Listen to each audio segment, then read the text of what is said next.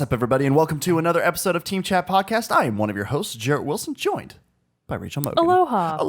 Not buongiorno today. No. Aloha. We're going Hawaiian today. We're going Hawaiian. I like it. I love it. Unfortunately, I didn't think to wear my Hawaiian shirt dress, but that's neither here The one nor with the there. pineapples? Yeah. I was wearing my pineapple tank top to the pool earlier. We should make a pineapple day. We should just do a pineapple day.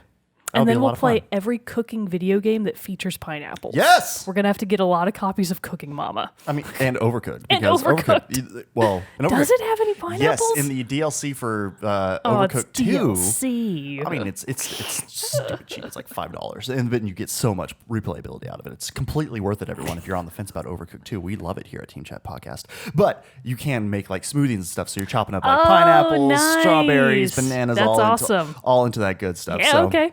It's a great Team one. Chat Cook-Off. Hell yeah!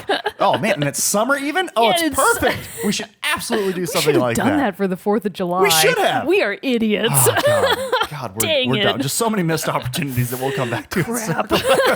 Now write it down for next year. Put it in the notes. Oh man, seriously, put it on the calendar so we not forget. But one thing we won't forget is to talk to you all about some great gaming content here on this episode of Team Chat Podcast, a weekly video game show where, like I said, we talk about games, the ones we love, the ones we hate, and everything in between. New episodes come out Tuesdays, 9 a.m. Central Time, and you can listen to those on podcast services around the World Wide Web, as well as watch a video version of each episode on YouTube. You can also find us on social media, Facebook, Twitter, and Instagram. Join our Discord server. Links for all that are in the description below. But finally, if you're enjoying the show and want to help us build it up to be bigger and better, you can head over to patreon.com/teamchatpodcast, where for as little as $1 a month, you can support the show. And if you're not able to become a patron, you can still support the show by leaving a review on Apple and Google Podcasts, basically your favorite place to listen or watch us. If you're on YouTube, hit that subscribe button or leave us a review because we would love to hear it. But thank you to each and one of our patrons, our current patrons, and to all of our listeners out there. We love you all. But before we jump into our main topic of the day, let's get a little bit of news in our moment with Mogan. August is looking like yet another month where there's going to be a big desert right in the middle where not a lot comes out. So we've only got a couple of things coming waiting out for those fall releases. Yeah, really, that's legit what's happening. So the only things that are coming out in the very near future are Madden NFL 20 for PlayStation 4, Xbox One, and Sweet, PC. I've been waiting for that for I'm going to forever. go on ahead and give that one a boo.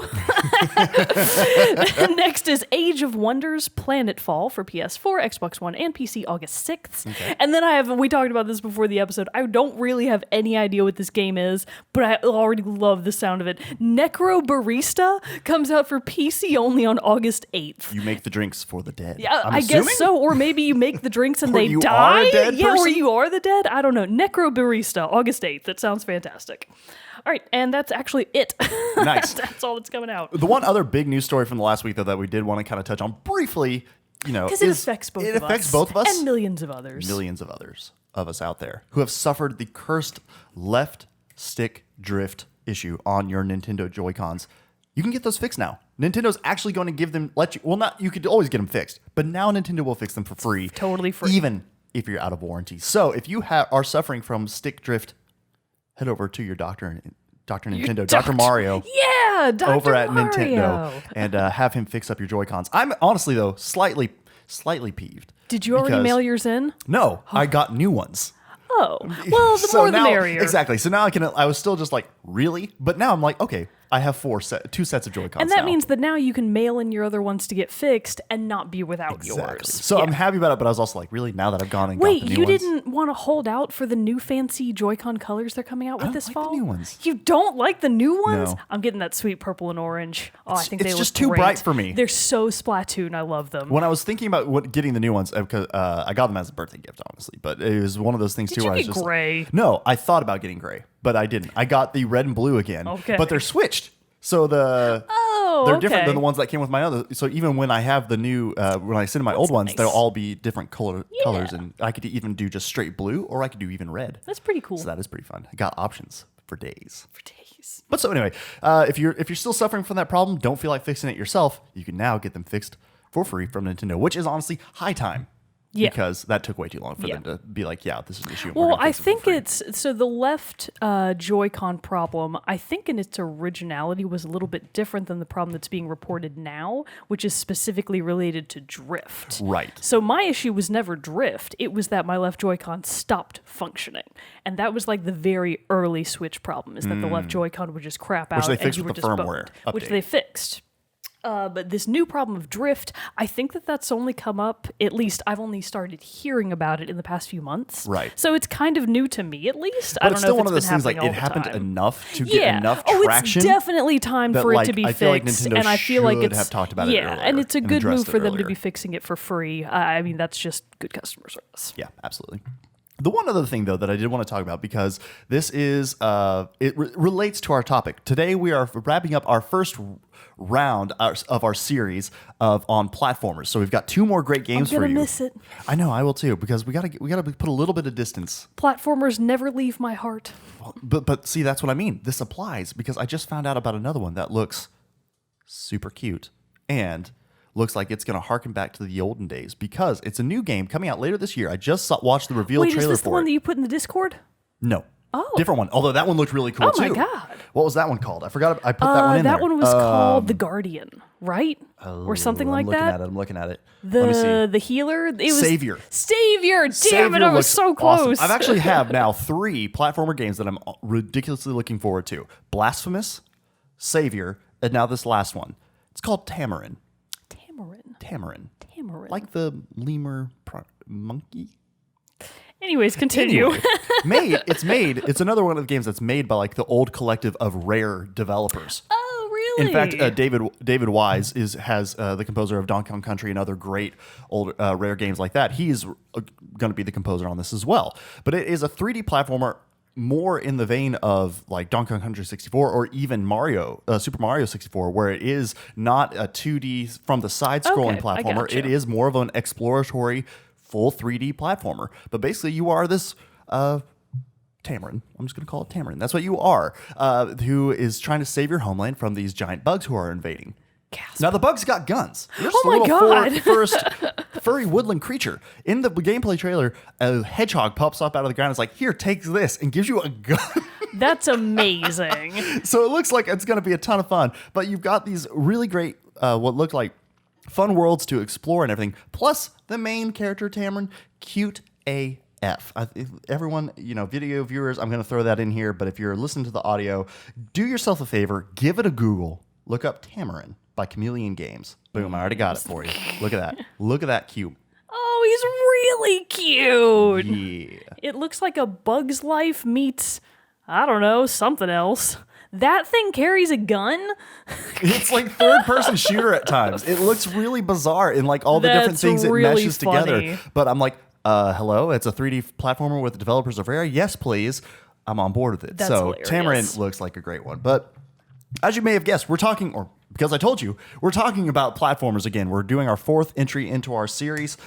And we've got some great ones. There's ones that we've been kind of holding back for the last episode. I've been saving of this. mine since before we started this. Yes. Because And I granted, knew. This may be the last one of this series, but series 2 is coming. Don't worry, we're never going to not talk about platformers again. But Mogan has for our first game for us today. It's one she loves. She loves it a lot. It might even be the greatest game of all time. Oh my God, big words. And I feel like saying that with confidence. Okay. Say it with your chest, as I think Kevin Hart once said, and maybe other people. Sure. Unknown. But obviously... Say it with your chest, unknown. Unknown. You've heard me talk about it before in passing. I have been holding back on all of my full thoughts about it because there are so very many, and I have finally finished the game as of a little bit earlier this spring. I'm going to, of course, be talking about Hollow Knight. And when I say it's the greatest game ever made, I'm honestly not 100% kidding about that. Oh. Like, about 90% of me really agrees with that. The other 10% is like, but there are so many other games out there. But I genuinely do think that it's probably the best game of its type, being a 2D action platformer. Mm-hmm. Excuse me, I would really call it an action-adventure platformer because it definitely does have adventuring aspects to it. And there are many, many games that fall into the same category. Most people would liken it to a Metroidvania. That is accurate. But I have not played any other game that comes close to the excellence, the perfect execution, and the overall fun factor of Hollow Knight. There's no comparison, like in Strong my book. words. I don't recall if I had finished it at the time that we recently did, I think it was last year, when we did our top 10 personal games of all time Right. rankings. Well, you had not finished it yet, which I've actually been thinking we need to revisit that. We Because we played really a lot do. of games. You know, we don't need to go through the full like breakdown like we did before, but like just like one episode that's just a refresher. Yeah. Like that's what we need to do. And I do think that Hollow Knight is easily top 3. Really? It might even be number 1. Oh, damn. Like in comparison, I know that my number 1 last time was Portal, Portal 2, based on the fact of how much I loved it and that I couldn't find anything wrong with it. Those exact same rules apply to Hollow Knight, with except a few rare exceptions because it is a wildly different game, of course. So part of me has trouble like thinking, where should we start with Hollow Knight? Because on the one hand, it's not necessarily a new game. It was officially released in 2018, I think early 2018 for Steam, and it did make its way later to consoles, most notably the Nintendo Switch, in late 2018. Right, It would have had sounds to be about because right. that's when I got it. So in late 2018, it made its way to Switch. It is a very small, air quotes, indie game made by a very small team of people, Team Cherry, straight out of Australia. I forget all of their names, but I think there's only 3 of them. Oh, wow. There's only like 2 to Very 3 small of studio the then. main core team. They had, of course, probably gotten a couple of contractors to help them with some of the stuff. A few of the voice actors and actresses, I think, are maybe not from the core team. And the music is done by the astonishing Christopher Larkin, we who's just talked technically not about. one of the developers. But yeah, we did just talk about him on the recent music sode for good reason. It was great music. And obviously, we'll talk more about that. Don't get me derailed. The point being that it's a very small team, published, developed, all of that by Team Cherry, and what they were able to accomplish based on the scale of their team is mind-blowing. Like, it really kind of draws a lot of comparisons to the world that they made. But I don't want to get too much into the story right off the bat because it still has, I think, a huge untapped base of players that haven't yet discovered the wonder of Hollow Knight, and I want to give them a few more years. Give them a couple more years, wait for Silksong to come out, they can play that, and then once they've realized how amazing Hollow Knight is through Silksong, they'll go back and play the first one, and their minds will be blown all over again. So obviously I'm going to talk a lot about the story in the latter half, but here in the beginning we're going to talk about the basics. So the game starts off, it is dark, windy, lonely. The camera zooms in on a lone, tiny figure walking all by his or her or neither, lonesome down a lonely road with naught but a weird-looking spear/nail/sword on their back and appearing to go nowhere and not really know where they're going. And this creature is the Knight, not the Hollow Knight. I'm going to say he because in my mind I think of him like a guy, but he's not. It's neither. Or both, or neither. You know, whatever. You're allowed to make your own interpretation based The on how you Knight play. has no established gender. In fact, there's... Never mind. We're going to talk about that later. That's a mild spoiler. I keep having to catch myself. So the Knight has no gender. It's stated many, many times. So it walks into the town of Dirtmouth. Or Dirtmouth. I say Dirtmouth because that's how you say always said- Dartmouth. Oh, yeah, true. Yeah. I said Dirtmouth more because the game looks more like bugs. So I, I just mean, kind it of assumed does. I dirty. assume it is Dirtmouth, but Yeah. I like to say Dirtmouth because I like to equate it to Dartmouth College, which I hate. So, is it Dartmouth University or Dartmouth College? I think it's university. I don't know. Whatever. It's neither here nor there. They suck is the point. So the Knight walks into Dirtmouth, and all you come across is one lonely old bug called Elderbug. And one of the things that you immediately notice about this game is its tone. The music is very somber at this point. You've just gotten through a very dark set of caves. Little monsters are trying to get you at every turn. There are spikes. You can fall. Well, actually, you can't fall to your death. Well, it depends on where you fall. You can get killed by anything, and you've already kind of realized that this is a very stark landscape, and that you are kind of never... You already feel unsettled just being in the environment that you are. And then you walk into this lonely town of Dirtmouth, and you're like, okay, there's like one dude here. Nothing seems to be going on, so you talk to the Elderbug, and he gives you very little feedback. He tells you very little. He basically explains that, oh, if you go to the right here, you'll get into the entrance, one of the few remaining, to the former Grand Kingdom of Hallownest.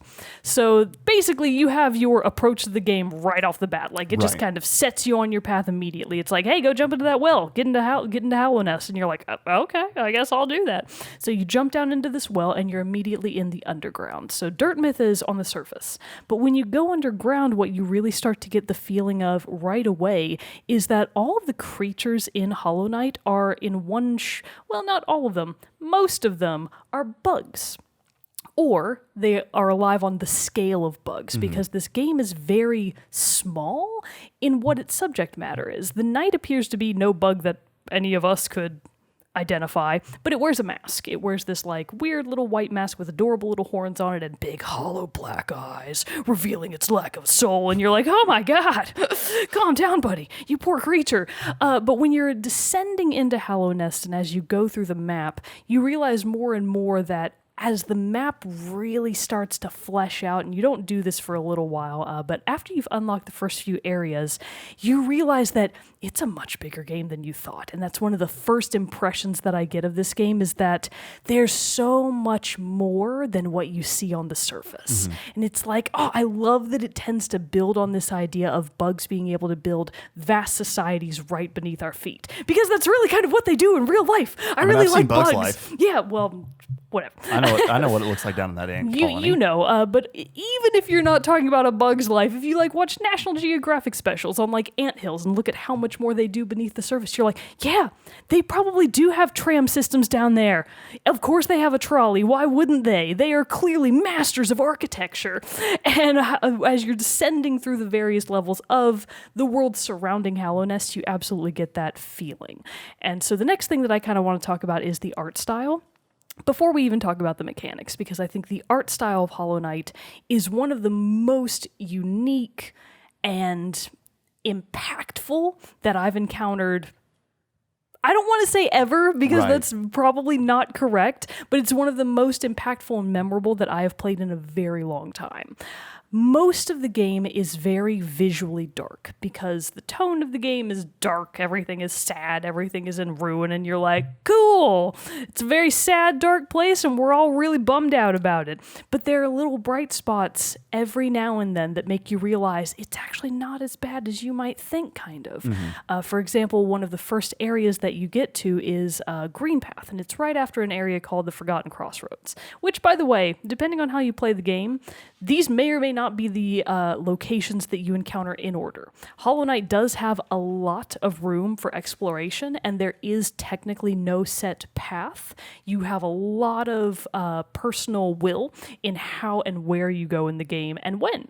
So even though I went Forgotten Crossroads and then I went Green Path, the next person that plays it might not. You may not have. I have no idea. I think I was able to locate how to get. I'm playing it very slowly. I know. So I'm just, for the listeners, I'm playing it very slowly. I come back to it every once in a while. And I'm in Green Path now. And it was the second area that I got to. Okay. I think that the early game tends to be a little bit more structured than the latter game. So it's not going to be uncommon for people to have gone Forgotten Crossroads, Green Path. And the Forgotten Crossroads is gray. It appears to be semi-architectural. You know, it's not just random wilds or wastelands. There's a lot of architecture going on. You encounter a lot of corpses of other bugs that clearly were once alive, and you're like, oh, sorry, bro, gotta keep going. Must gotta hit the old dusty trail.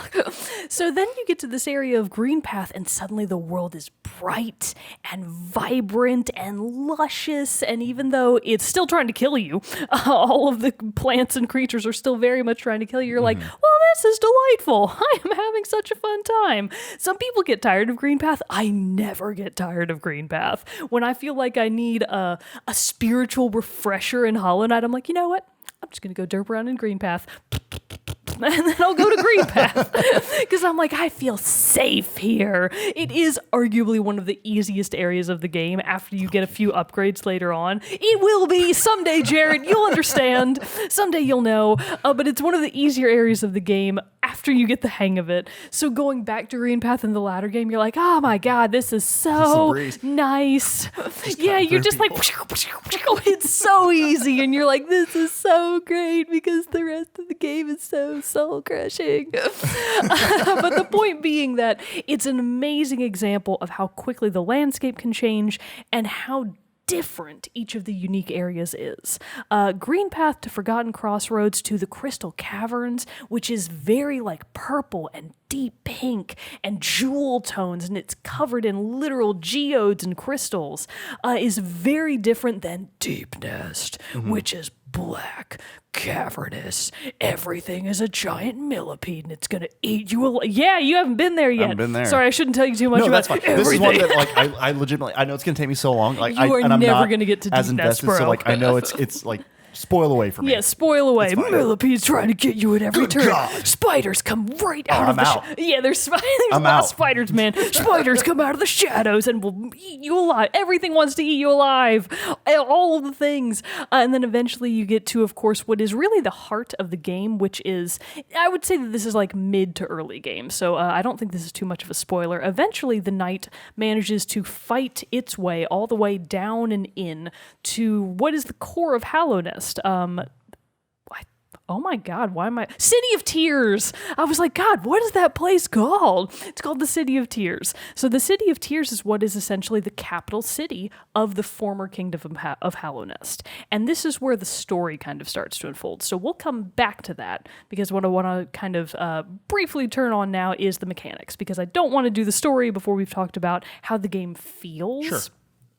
I don't know if your experience has been different based on how little progress you've made, but my experience has been non-stop, amazing, what's it called? When you like intuitive. Flow? Yes, very intuitive, immediate flow of being able to get a handle on the mechanics and instantly use them. Not always to success, lots of failures, many, many, many failures, but to a certain extent, it's always been user error and not the game.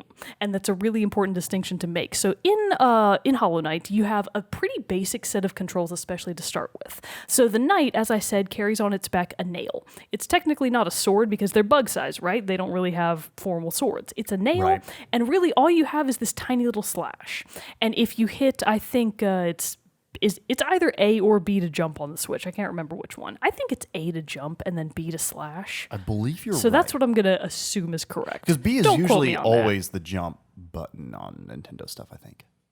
that. Then wouldn't... The bottom. It's the bottom. I'm Then going blank. A is slash. A is slash. Because Okay. it's the one on the deep pad thing. It's on the right. It doesn't really Yeah, matter. yeah, yeah. Anyways, either A or B is slash. So really you start with just those two elements. You start with your ability to slash in a very limited range. You know, the knight is tiny. His nail is tiny. He doesn't have the ability to like get you from across the screen.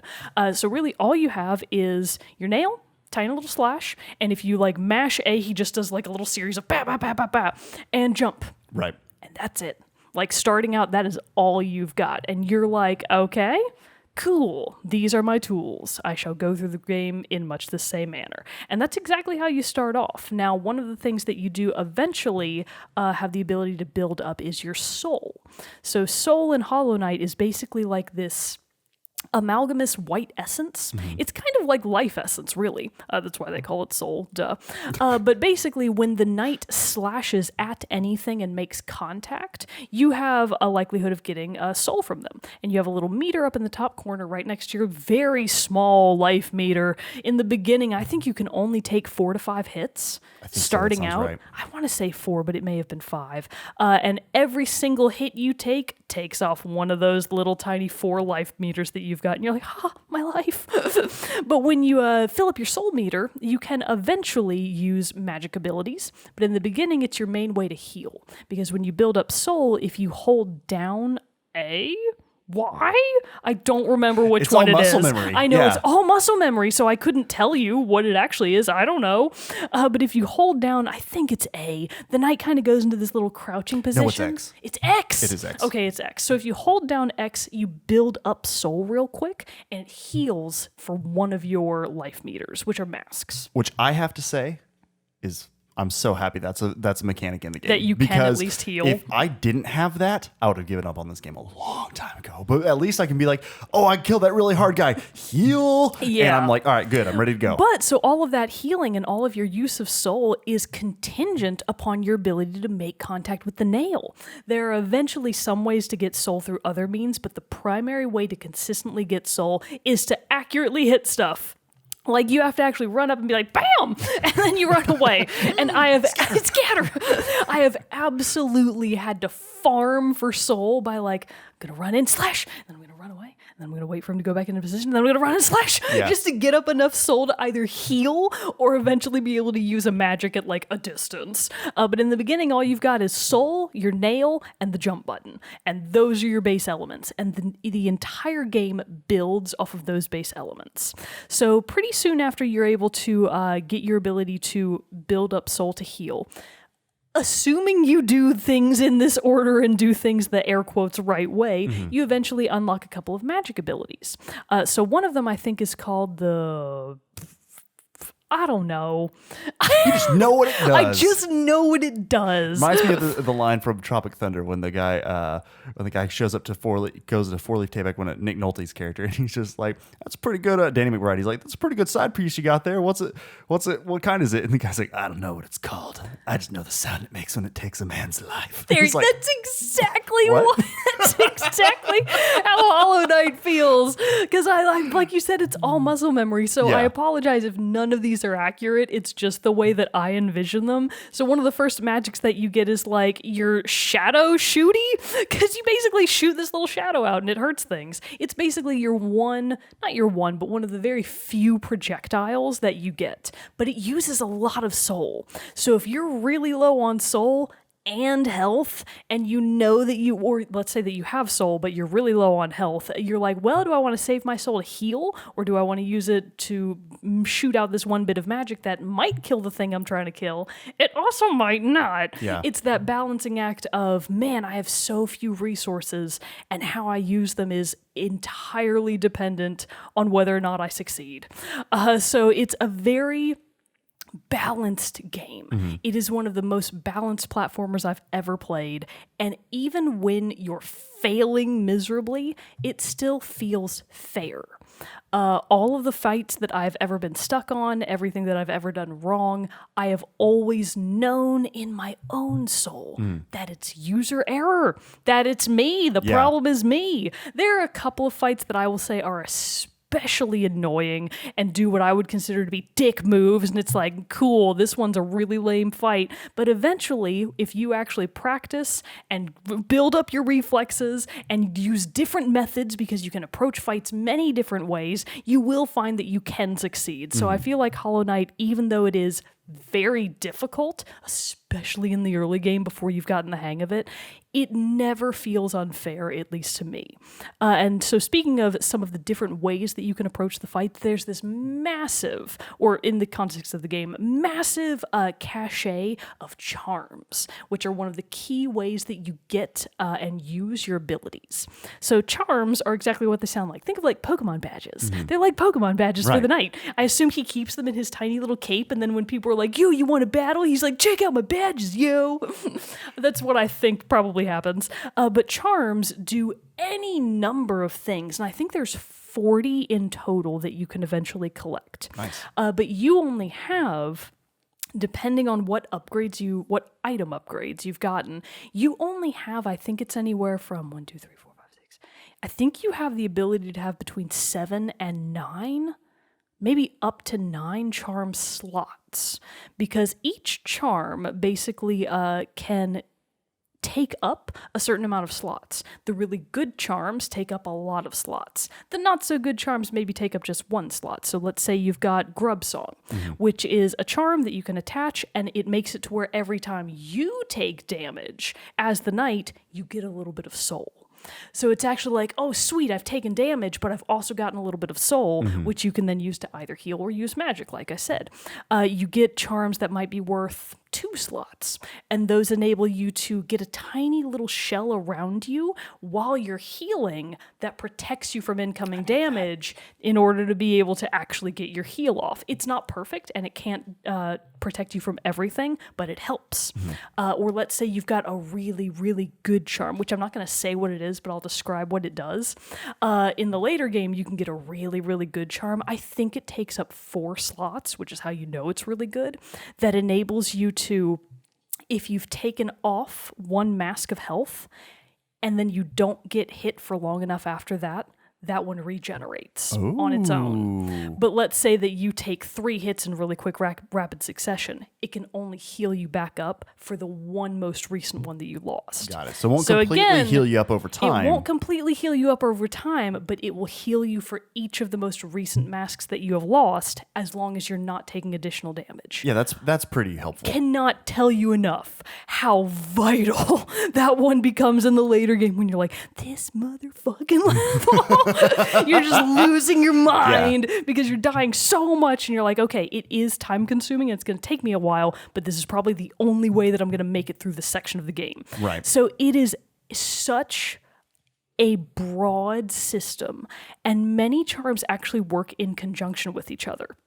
I'll give you a really good example of a really gross one. You want to hear it? I'm ready. Okay, so this is a mild spoiler. It's really gross. There's a charm that you can get called the Defender's Crest, but you get it from a guy whose entire life and battle style is based off of dung, because he's basically taken on the form of a dung beetle. Okay. So he throws balls of poop at you, and you're like, cool, love this fight. This is a cool fight. I'm having a good time. Bath after this one. But after you beat him, you get his crest, which is the Defender's Crest. And the Defender's Is it also Crest, of dung? when you equip it, it basically puts out this cloud of, like, I guess, fart miasma. It's like really gross. And so you just like stand there and you smell terrible. And if you talk to NPCs in the game and you're wearing the Defender's Crest, they're like, oh God, you smell horrible. You smell like shit, man. Like they will actually react to that and they'll be like, oh, get away from me.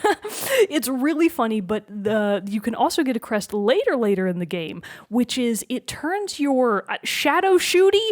Again, I don't know what that thing is actually called, but it turns your shadow shooty into a small explosion of projectile flukes, which flukes are a real thing. They're like, I don't think they're protozoa. I forget what they're like little tapeworms, basically, is how I think of them. I don't think that's technically correct. They might be tapeworms. We'll learn more about tapeworms at a later time. In our Team Chat Biology class. In our Team Chat Biology class. But it turns your shadow shooty into a tiny explosion of little flukes that then attack whatever is in front of you. So again, it's just a different formation on your projectile. But if you're wearing both the fluke nest, which I think is what that crest is called, if you're wearing the fluke nest and the Defender's Crest, and then you use your shadow shooty, you shoot out one giant fluke that is basically made of poop. And then it explodes on contact, and it's so gross, and you're like, oh my God, this is disgusting. I'm scared to ask what the sound effect is during that. It's really gross. Just a lot of splattering noises. Yes, oh my God, it's super gross. It's like, and you're like, oh God, it's really disgusting. So there are parts of Hollow Knight that are really, really disgusting, and you just kind of have to suck it up and deal with it. But that's a really good example of 2 charms that you wouldn't think would work in conjunction with each other, but they do. So that's just one example of a many layered system. But because you have this constriction of you only have X amount of slots available, it makes it very strategic of what do I want to use? Am I going to go for magic? Am I going to go for nail arts? Am I going to go for healing? Am I going to go for speed? And depending on what you have and how many slots you have, the answers to those questions are many different options. I love the charm system, and I think it's a really unique facet of this game that makes it feel that gives it a lot more depth in terms of the fighting. So that's just a very brief overview of the mechanics. Eventually, you do get some additional abilities that really open up the game. Eventually, you get the ability to briefly cling onto and slide down walls, which you didn't previously had. So that enables you to wall jump in essence. You eventually get a double jump. Again, another really vital and amazing part of the game that really opens it up in terms of the platforming. And many, many other small upgrades that you get over time that lead to one exceptionally lethal tiny bug. And you're like, yeah, Knight, get him! And everybody's like, wow, you sure are puny, but you sure do pack a punch. And the Knight doesn't talk, but if it did, it would be like, bitch, yeah, I do. I assume that should be the one voice line of that the Knight character has. Be like, bitch, you know it. So that's a brief intro to the mechanics of Hollow Knight, and I just cannot say enough good things about how it feels to play it. Because once you get in that groove, once you get in a rhythm and you're actually winning fights and you're blazing through it, you feel so accomplished. Nice. But let's say that a fight didn't go so well. You lost all your health and you died. You did. This is a game that I don't know which game really started this trend, but it's the I want to say Shovel Knight. It's the trend of when you die, it's not game over. The game isn't permadead. You can eventually unlock a mode that does that for you, but in the beginning game, that's not what it does. If you die, you basically lose your shade, which is not necessarily your soul because the Knight has no soul, but it's kind of like your little spirit shadow. And you revert back to whatever the most recent save point that you were at is. So that's usually benches. Yeah. So whatever your most recent save point was, you spawn right back there, and you can see on the map where your shade is, indicating where you died. So if you can fight your way back to your shade, you can reclaim all of the shit that you lost, which means your money, your geo. So you do actually have currency in this game. It's geo. You get it mostly from fighting creatures or from opening chests, finding different things in the game to give you geo. You can sell stuff. You can find small sellable items to get geo. And you do, later in the game, need a lot of geo. And I think I mentioned pretty recently, maybe a couple of months ago, there was a point where I died before being able to retrieve my shade. Oh, no. And I lost 13,000 geo. And I needed 15,000 to buy the thing that I needed. So I had to grind back up 15,000 geo, God. and it was devastating. In the little bit that I've played, I know I've lost a couple hundred every once in a while and I've been lost. just like, oh my God. And it was entirely my own fault. That's the thing.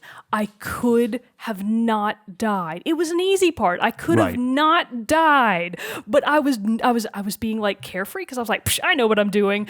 And you really never do have like any guarantees in Hollow Knight. So I got cocky, and then I died, and I lost all of my thousands of geo, and I was like, cool, this is a good feeling. I did have to take a very small like break of a few weeks after that because I was so devastated. I was like, what's the point? You down. What's the point? But I did eventually grind back up all that geo, but that gives you the impetus for why you want to be able to go back and retrieve your shade. You can actually get certain items later in the game that allow you to basically buy back your shade from a specialty vendor, I want to call them, which means that if you died in a place and you're like, I really don't think I can get back there without dying again, it enables you to circumvent the system and still get your shade back, get back all of your geo without having to go through the same ordeal that you did last time. Right. A very helpful feature. So again, even though you die a lot, you might lose all of your money, depending on how stupid you've decided to be. There are ways that the game builds in that are just quality of life value adds. Like it just makes it, they give you just enough to where you're like, okay, I can do this. And they give you nothing more than that. So you're like, okay, I know I've died 50 times, but I can definitely do this. Yeah. And you feel that way all the time in Hollow Knight. Better players than me might not, but that's how I feel all the time in Hollow Knight. So now I feel like we've maybe exhausted the extent of what I can talk about in terms of the mechanics. So we're going to transition to the story. Cool. So major spoilers. Hollow Knight is a very... This part isn't a spoiler. Hollow Knight is a They've already taken off their head. This They've part already right paused. here, They've already this fast part right forwarded. here They've isn't missed it. technically a spoiler. Hollow Knight is actually a very opaque game in terms of its story. If you weren't actively looking for it, you would never touch on it. Most of the story comes through reading between the lines, talking to NPCs, and actually reading the descriptions on items that you get. So if you don't really pay attention to that kind of stuff, if you don't really read your, what's it called, like hunter's log, your hunter's journal, which gives you descriptions of all of the creatures that you fight, including bosses. If you're not actually reading those, and if you're not actually reading the descriptions on items that you get, and if you're not talking to NPCs and later on reading their thoughts, as you can do once you eventually get a really cool item, you would never know 90% of Hollow Knight's broader story. I mean, if you never talk to anybody, you would have no freaking idea. Right. I think you technically can. There's one NPC. Shopkeepers you'd have to talk to a little bit, You right? have to talk to shopkeepers a little bit. And there is one NPC in particular that she has cutscenes with you, so you do have to talk to her. But aside from that, there's a lot that you could manage to not do in Hollow Knight. So the story is very opaque. And a lot of what I know about Hollow Knight is A, based on my own playthroughs, and B, based on one of my favorite things to do on the internet now, which is look up Hollow Knight lore videos on YouTube. I genuinely love it. And even if there's spend hours going down the rabbit hole. and some of them are radically different than the others, and you're like, I think you're wrong, and I think your ideas are stupid, and you should feel bad. And others are like, wow, this is really informed, and I think you're absolutely right about this. Yeah. I am going to give, he doesn't need it because he's already super popular, but brief shout out to Mossbag. His YouTube channel is arguably one of my favorites. It's kind of like a, air quotes, smaller YouTube channel. He specializes in Hollow Knight lore videos and analysis videos. Love him to death. Nice. Mossbag. Anybody that wants to know about Hollow Knight, go look him up. Mossbag. Mossbag. Mossbag. That's him. But so the story of Hollow Knight, we can, okay, now it's spoiler time. So now you can tune out. Pause. Skip ahead. Check out the description below. We have timestamps of all the different parts of this, so you can skip and not hear spoilers for Hollow Knight if you want to, if you don't want to hear them. So we're going to go all the way back to the beginning. So this is stuff that you don't even really learn in the early game. You eventually learn about it through playing the game. Okay. So before the night ever came to be, there was the kingdom of Hallownest. And Hallownest, you know what, let's go even further back. That's technically Roll not back. true. Before Hallownest was ever in existence, which is the great kingdom of Hollow Knight, there was basically no order. Bugs lived with a hive mind. All bugs lived on this hive mind based on this one predominant creature / entity. I kind of hesitate to call it a creature because there's no real proof that it's technically alive because it exists in what is essentially a parallel realm in conjunction with, it lives in the dream world, I'll just say it. So it lives in the dream world, and it's a creature called the Radiance. And the Radiance is this otherworldly, larger-than-life, moth-looking creature. She is all, it's definitely a she is all white. She has these crazy glowing golden eyes, and she is basically the queen of all of the creatures that live in and around what is currently known as Hallownest. So when I say hive mind, what that means is that all creatures are basically dependent in their mind on the Radiance. So they all think alike, and they essentially all worship the Radiance. So the Radiance eventually faded into obscurity, and a big part of her falling out of the mind of the collective bugs of Hallownest is the Pale King. So the Pale King is the current form of a giant worm, and they spell it in the game as WYRM. Love it. So it's like kind of like it's technically a worm, but it's also like an otherworldly, larger than life creature that straddles that realm between mortal and god. Worms are basically godlike. Okay. They might even be gods depending on your interpretation of it. The Radiance is technically a god depending on how you look at it. So there was this worm, giant actual worm, that died, air quotes, that died and then went on to its next transformative phase. So when it died, it became the Pale King. The Pale King is tiny. He's only just yay bigger than the Knight. So he is a very mysterious and mythical creature in the lore of Hallownest in and of itself. Even to his own people, he's a mystery because he's very reclusive. But the Pale King basically had the ability, presumably through his godlike otherworldly powers, to give lesser bugs basically the ability to think like on their own, to actually have cognizant thoughts and their own independence and their own independent minds. So the Pale King, in building Hallownest, because he's the one that built Hallownest, he gave lesser bugs minds and gave them independence from the Radiance. So he's not the sole reason that the Radiance fell out of the mind of the people. I think that it was kind of already happening when the Pale King came along. But basically the setup of Hallownest is Hallownest replaced the Radiance, but the Pale King definitely wanted to be worshipped as a god, at least in my opinion. It's like, no, he's not a good guy in any way, shape, or form, I don't think. He's very morally ambiguous, I guess you could say. I even think he's evil. I'm of the camp that's like, down with the Pale King, up with the Radiance, bring the hive mind back.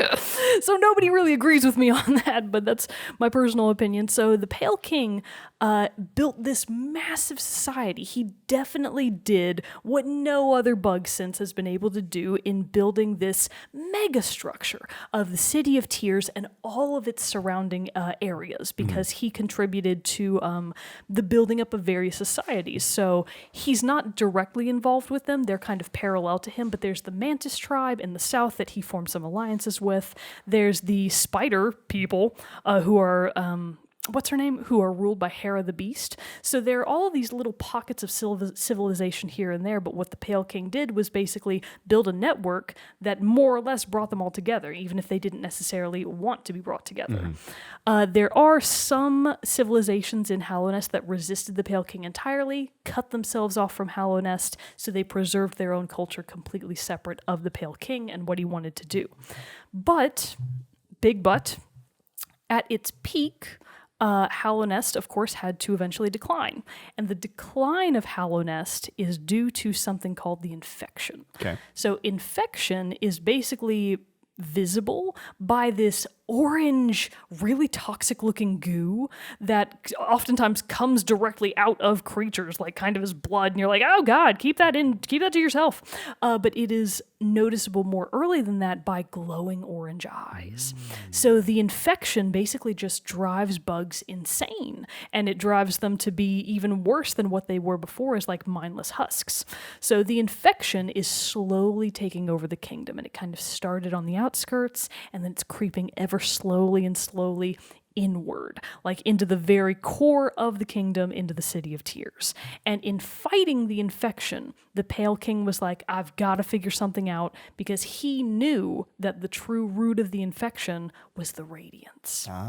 Because the Radiance, even though she had faded from the mind of the people, she's still out there. Yeah. She's still out there in the dream world, and she's like, bitch, you thought. Like, that would be her line. Right. Dude, you know, if the Radiance could talk, she'd be like, bitch, I'm still here. I didn't die. What's that like snap that a kid sent to his friends because he woke up from a coma and he was like, I lived, bitch.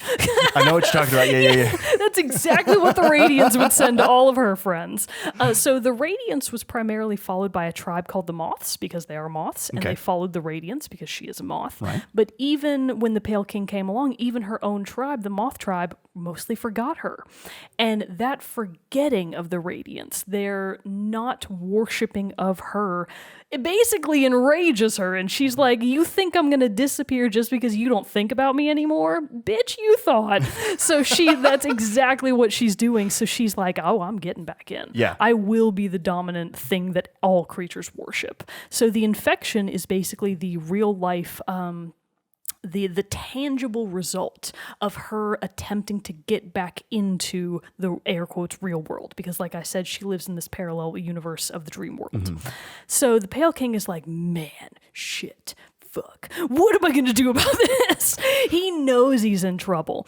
So he decides to basically design a perfect hollow vessel to contain the Radiance. He's literally going to put the Radiance in a creature that is so perfect and hollow that she will never be able to get out, because it has no mind to think, no will to feel, it has no ability to function on its own. It's just an empty, hollow vessel.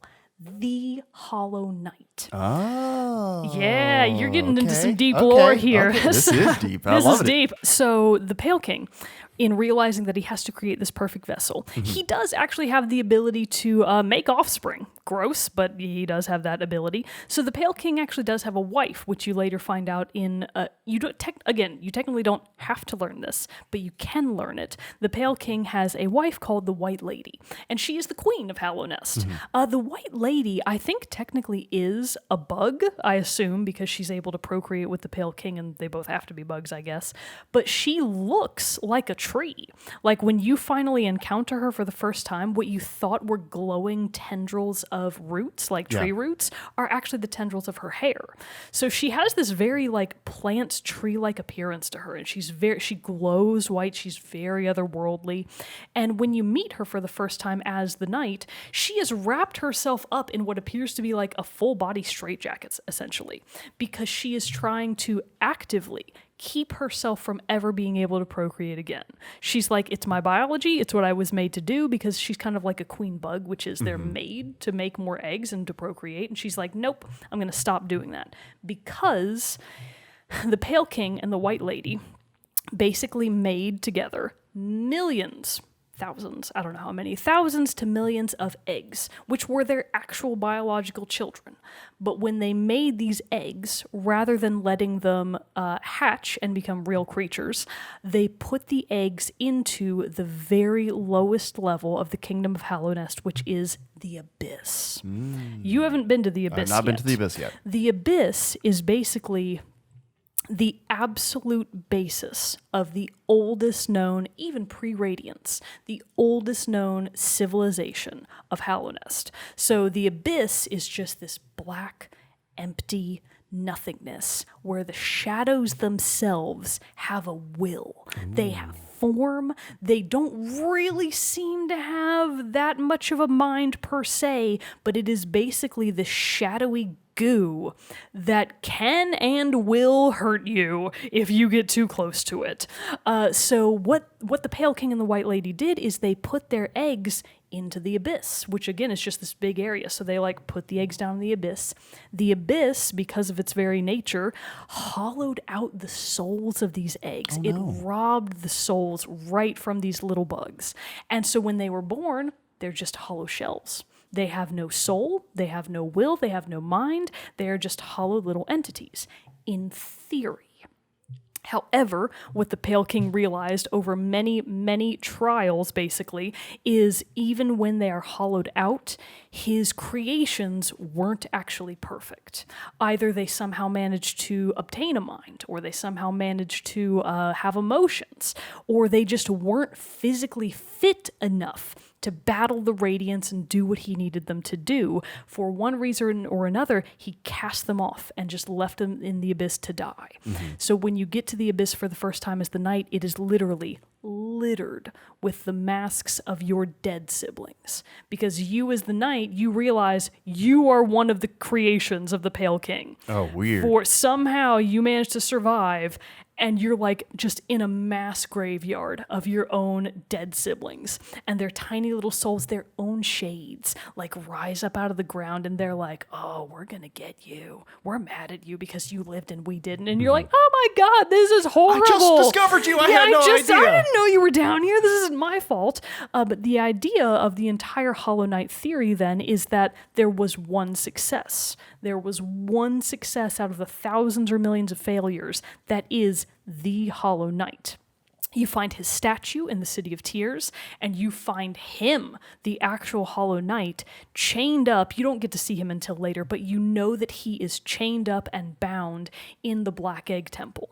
And he is the literal physical enclosure that the Radiance is currently contained in, because the Hollow Knight did what nobody else was able to do. He battled the Radiance, contained her within himself, and then the Pale King and the others of Hallownest had him bound in chains and just contained for eternity. Damn. So they have these three basically sages, I would call them. There are three sages of Hallownest that basically go into eternal slumber to aid the Hollow Knight in containing the radiance, because he can't necessarily do it alone, even though he is a perfectly hollow vessel.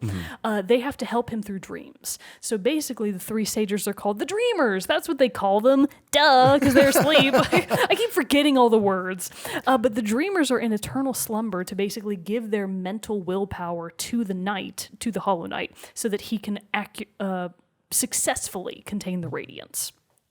So the entire premise of Hollow Knight then is you as the Knight are uncovering all these layers, you're realizing all of this.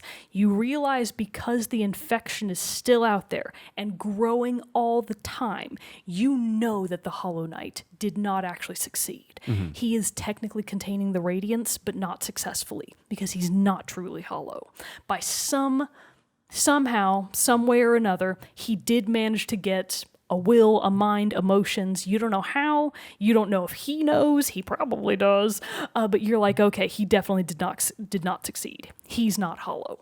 But I am. Yeah. You're like, my Knight is hollow. He's definitely hollow enough. So basically what you're doing is you're going through the game, you're waking up the Dreamers, you're basically cutting off their ability to contain the Hollow Knight. So you basically sever their connection and their ability to contain him. And at the end of the game, this is very, very end game, you fight the Hollow Knight, because once you've eliminated all of the Dreamers and you've broken all of the seals on the black egg, you bust in there and you're like, hey, big bro. And he's like, sup? And like, it's really funny. Like, when you meet him, he's like chained up in the ceiling in what is basically just this little cylinder. Yeah. But his head is still moving. And he's like kind of looking at you as you like walk around the room, and he's like, sup? And you're like, sup? It's really funny. Yeah. So what you do is you basically unbind him and then you fight him. And he is...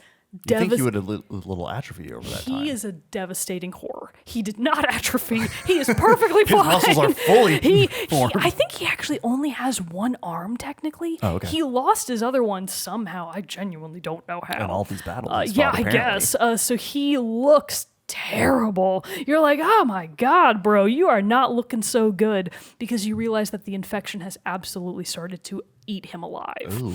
He has infection exploding out of him. He's crazed. He's fighting you with everything he's got, and his roar is like that of the Radiance. And you're like, oh my God, this creature is horrific. So you're defeating him to kill him.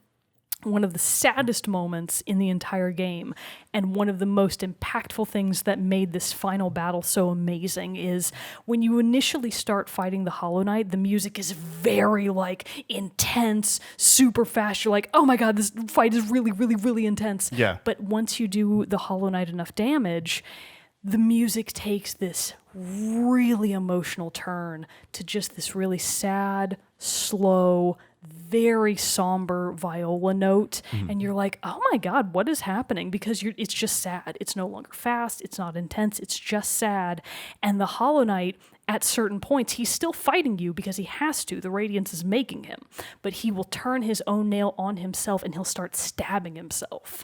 Some people say that it's to release more infection so that he can become more powerful. I totally disagree. I don't think that's true at all.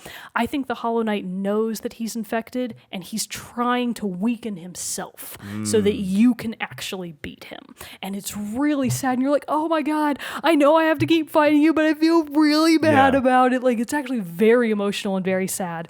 So assuming that you do actually beat him, here's where things get extra spoilery. So if you're still listening, this leads to a divergence of endings. So if you're worried about knowing what all the endings are, I'm going to tell you at least the two that I know of. Okay. One of which I'm working on, and one of which I've successfully done. Okay. So I got, I think, the achievement that is Hollow, where you basically do, it's technically the bad ending. I've technically gotten the bad ending.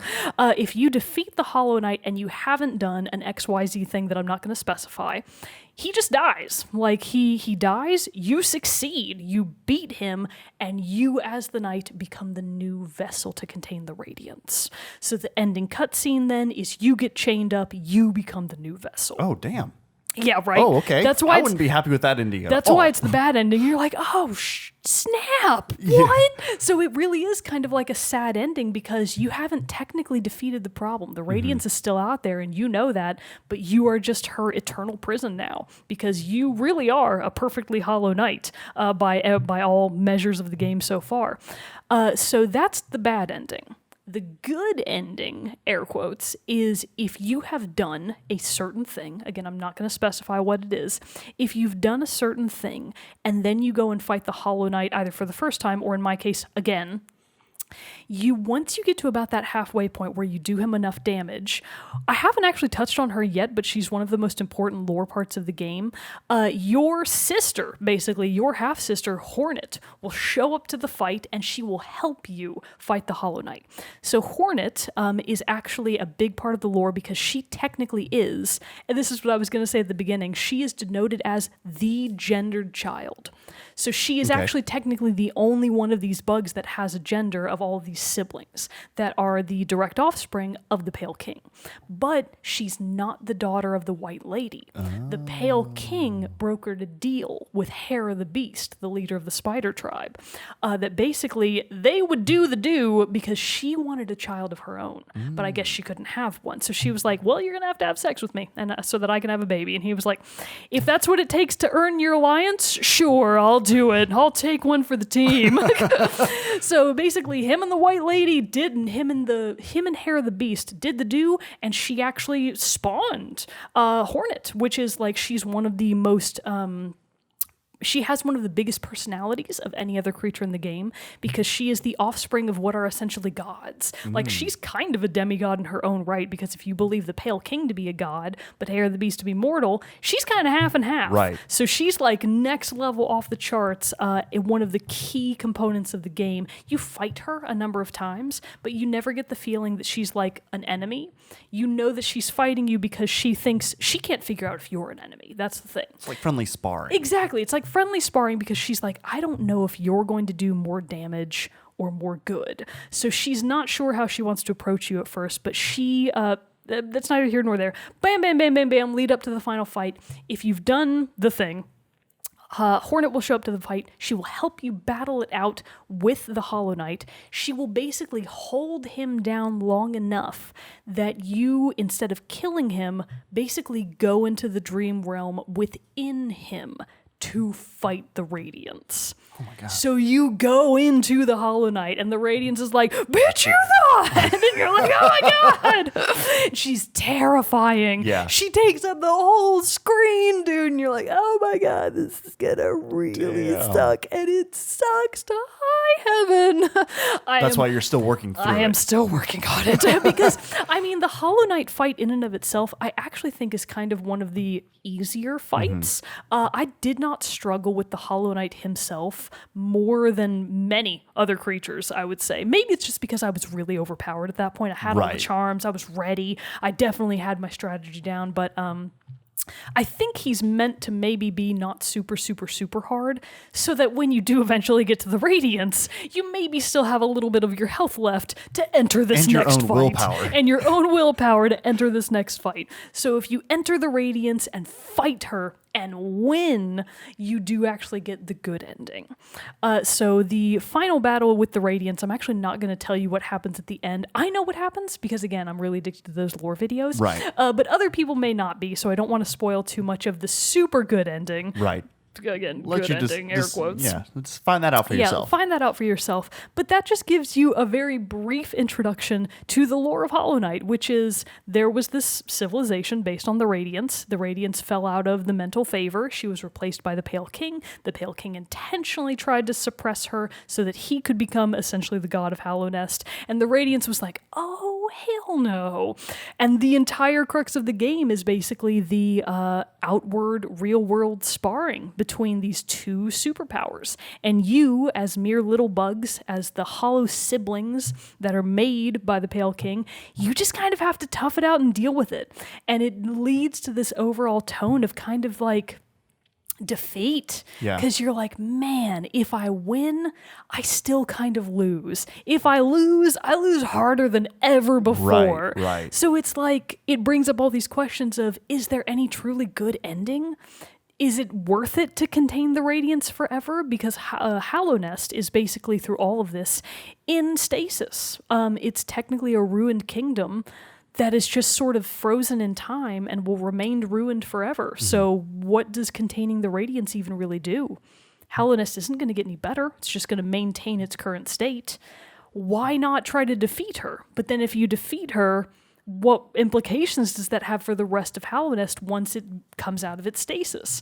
So it really is this amazing kind of just mental battle in and of yourself to be like, man, how do I really think I want this to end? How do I think it does end? And there are so many unanswered questions that it leaves an amazing story and body of lore to be just sifted through with fine, what are the shrimp forks? Yeah. You need the smallest fork you've got because there's so much there and so much of it is tiny, tiny clues that I think Hollow Knight is a perfect game. I think it's a perfect game. I mean, I gotta say, when I first started playing and what I have played with it and everything, I would have never have guessed that the story was as expansive or as detailed as it is, especially with so much lore and backstory to it all. Again, like, you can honestly, miss all of it. That's what I mean. Miss Like, all of it. I'm early enough in the game. I know I haven't got to the nitty gritty parts of it and started uncovering more of these secrets and backstory to You it. haven't even but gotten beneath the surface. That's what I mean, though. Like, I'm scratching the surface basically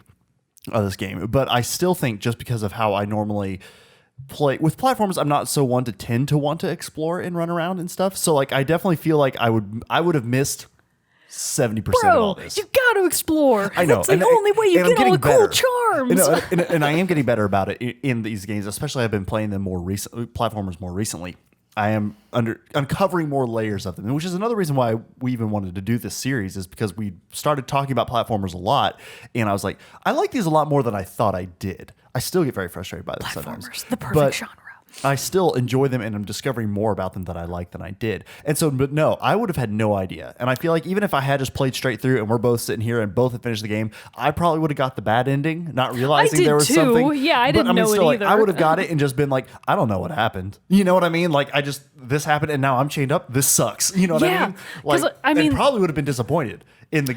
Potentially. Now, I think that even when I got the bad ending, I didn't really feel disappointed. More like I felt like, man, this is heavy. Because not that it even sucked, it's just that in that particular playthrough, the idea is that that's where the game ends. Yeah. And so it's like, oh man, so then you have to think about, well, what does that mean for the rest of Hallownest and the rest of the story? But anyways, so yes, your point being, the game is more expansive than anyone truly realizes at first, and I cannot say enough good things about it. I will say, real quick caveat, the one thing that actually does prevent it from being a, air quotes, perfect game, in my opinion, is there's a bunch of DLC. That Team Cherry eventually put out called the God Seeker DLC. And basically, it is boss rush bonanza. Oh, Jesus. And it features these things called pantheons, which basically prevent you from... So the pantheons are basically boss rushes, but the win conditions of these boss rushes might be take no damage. Nope. I'm out. So they are, for example, things like take no damage through many boss fights, including some that you haven't actually done in the main game. Yeah, no. Some of them are new. I'm out. So that's just one of them. Others contain things like limiting the scope of your nail. So even if you have your nail maxed out, it might be, nope, you're back to square one. Regular old nail, sorry kid. Or it might be no magic. You can't use any of your magic. So the Pantheons and the Godseeker DLC have all of these conditions in what is essentially just a super boss mode. Yeah. And that's where it crosses the line of being into, for me, too hard, and it's not fun. Yeah. So that's one example, but again, that's just DLC. You do get a little bit of additional lore if you continue to fight your way through the Godseeker mode, but to me, it's not worth it. So that's the one tick that I can take off of Hollow Knight's otherwise perfect score. 99 out of 100. You almost had an A++++. I mean, really, like, this is, like, as you've talked about it and just been really able to fully illustrate what this game is and what it's about, like, I'm super more into it now than I ever have been. Dude, you gotta Even though go I know now everything. No, so actually... But that's what I mean, like, that's very exciting because, like, it gives me kind of a new interest. Exactly. So I will say that I knew a lot about the lore from those awesome lore videos by Mossbag, that before I even finished the game, I already knew a lot of it, and it didn't take away from my enjoyment. It added to it because I was like, okay, I know what I'm now doing I have now. some context. Now I kind of get the behind the scenes of this, and it made me enjoy it even more. So I will say that even if you listen to all these spoilers, you can still get maximum value out of the game. Everyone should play Hollow Knight, especially before Silksong comes out. Nice. And even then play Silksong. I'm going to. Yeah. That's my game Well, of the obviously, if year. you didn't know, if you didn't yet now play it, you'd be just like slapping yeah. Hollow Knight in the face, basically. I really hope Silksong does come out in 2020. And Silksong focuses on Hornet, It correct? does. So you Nice. actually get to be Hornet, That's which is cool. very exciting because she can talk. The Knight can't talk, but Hornet can. So it's like, how much more are we going to learn from Hornet? Because she's a very mysterious figure. Having basically been raised as royalty, you're like, she's a princess.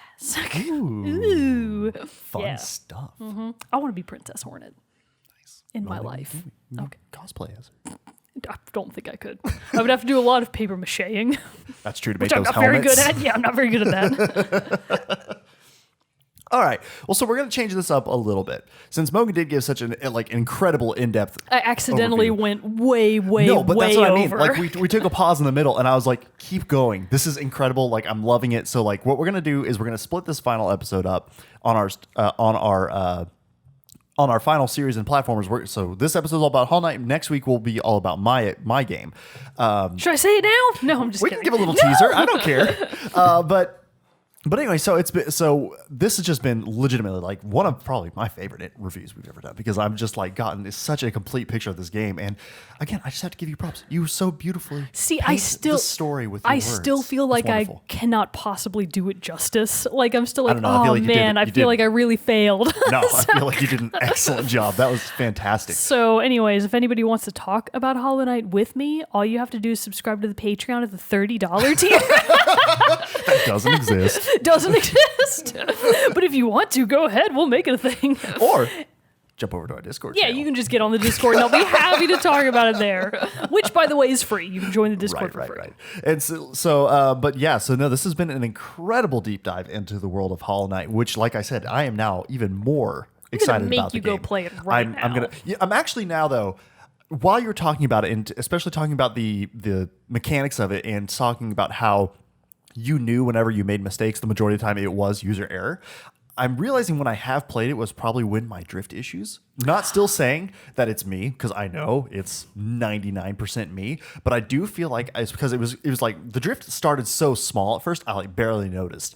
I really noticed it when I would play Stardew Valley, and I'd open up my inventory, and it would just scroll to the side. Oh, indefinitely. God. Yeah, that is a problem. And so I feel like until I played it was really kind of playing Stardew in the last couple months that I was like, wait, something's not right here. So I'm wondering how much of it I had played with that going on. Because there was this one point, I know, when you were trying to rescue that like caterpillar's eggs.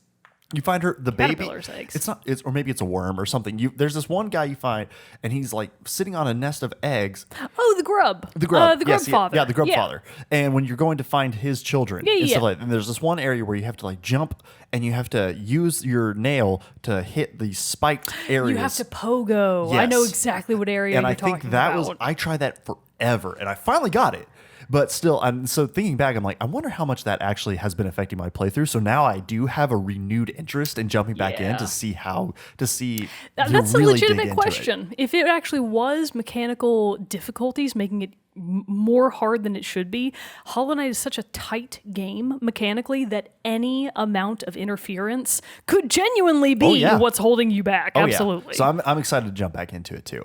But before we wrap this up, because we have to do our soundtrack spotlight, which we're going to focus on music from Hollow Knight. And if you really want to hear more about the music of Hollow Knight, jump back a couple episodes. I think it's 172, 173, something like that. We did one of our soundtrack spotlight heavy episodes where we only talked about the music of video games, and Mogan featured the music of Hollow Knight by Christopher Larkin. So for a more in-depth on that, jump over to that episode, give it a listen, because it's also some more great stuff. But for now, though, we're just going to close with another song from the Hollow Knight soundtrack. Which song do you this want time, to feature? we are actually going to do the City of Tears theme. City of Tears. So again, Christopher Larkin did the entire soundtrack. He's a genius, and this is City of Tears. Awesome. Well, thank you for joining us on this episode of Team Chat Podcast. Come back next week for another great game episode featured on gaming content, where we will finally put to rest our platformer series, where I will talk about my top platformer for this go around. But until next time, listen, to the music from Christopher Larkin, the City of Tears City theme. of Tears theme. I mean, City of I assume Tears. that's what Yeah. it's just called City of City Tears. of Tears by Christopher Larkin. We'll see you all next Tuesday. Until then, I'm one of your hosts, Jarrett Wilson. Almost forgot to say our names. I'm Jarrett Wilson, joined by my co-host Rachel Mogan. Adios. We'll see you all next time.